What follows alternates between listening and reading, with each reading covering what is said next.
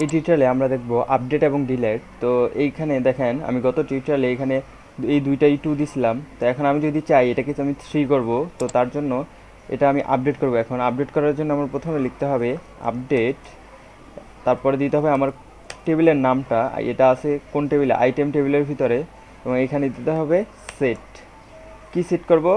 Name, কারণ আমি এই নেমের এটা চেঞ্জ করতে চাইতেছি, এই নেম কলামের ভিতরে যে ভ্যালুটা আছে। তো এখন নেম ইকুয়াল এখানে দিলাম ডাটা 3।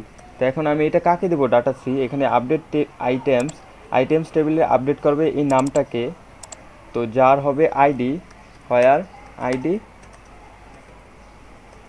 106, যার 106 আইডি, তার ভিতরে তার নেমের ভিতরে এটা আপডেট করবে সে। তো এখন আমি যদি এটা রান করি, দেখেন এফেক্টেড রোজ 1।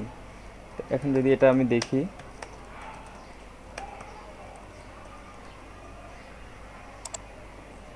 দেখেন এখানে আমার 3 দেখাইতেছে। তো এরকম করে আমরা আপডেট করতে পারি। তো এখন আমরা যদি চাই যে মাল্টিপল, যে অনেকগুলা, এখানে নেম এবং সেলার আইডি বিটস এগুলো আপডেট করব, তো তার জন্য এটা একেবারে ইজি, এরকম করে দিতে পারি আপডেট আইটেমস সেট, আমরা নামটা দিই আবার এখানে দিলাম ধরেন ডাটা 3 2, তারপর এখানে আমরা একটা কমা দিব, দেওয়ার পরে এখানে কস্ট আছে কত 334, এখানে দিলাম ধরেন 335,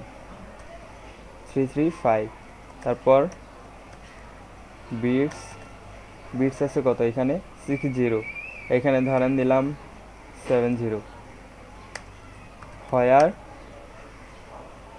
আইডি 106।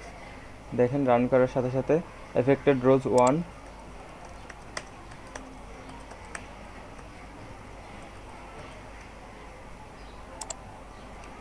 দেখেন আমার ডাটাটা চেঞ্জ হয়ে গেছে। ডাটা 335, এখানে 4 ছিল, এখানে দেখেন 60 ছিল, এখানে 70। তো এরকম করে আমরা যদি সিঙ্গেল কোনো কলামের যদি কোনো ডাটা চেঞ্জ করতে চাই, সেটাও আমরা আপডেট করতে পারবো, বাট যেটাই চাই সেটাই আমরা আপডেট করতে পারবো। তো এখন আমরা দেখি যে ডিলেট কীভাবে করব। তো এখন এরকম করে আমাদের প্রথমে দিতে হবে ডিলেট, তারপরে হলো আইটেমস, সে ডিলেট করবে আইটেমস টেবিল থেকে, এখানে দিতে হবে ফ্রম, অর্থাৎ ডিলেট করবে আইটেম টেবিল থেকে, যেখানে আইডি হবে 106, 106 যার আইডি, তাকে সে ডিলেট করবে কোথা থেকে? আইটেমস টেবিল থেকে। এখানে আমরা বলে দিলাম যে ডিলেট করো তুমি যার আইডি 106।